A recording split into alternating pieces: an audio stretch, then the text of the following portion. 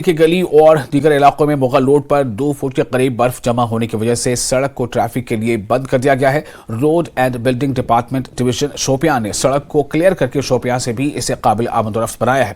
मकामी लोगों का मुतालबा है कि मुगल रोड पर टनल पर काम जल्द अज जल्द शुरू किया जाएगा ताकि सड़क साल भर खुली रहे।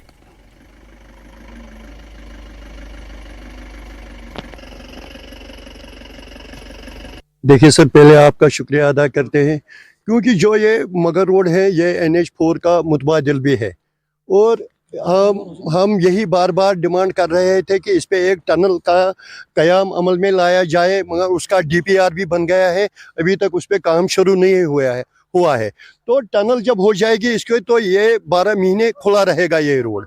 आपने देखा कि अभी 2-3 दिन पहले जो प्रेडिक्शन आई थी उसके एन मुताबिक यहाँ मगर रोड पे बर्फबारी हो रही थी और बहुत ज़्यादा स्नोफॉल हुआ था अपर रीचेस एरिया में। तो हमारे जो DC साहब है, पहले मैं एक बात बता दूंगा, जो हमारे DC साहब है वो बहुत ही होनहार DC साहब है। उन्होंने उसी टाइम जब थोड़ा सा मौसम साजगार रह गया तो उन्होंने उसी वक्त उस पर काम शुरू किया।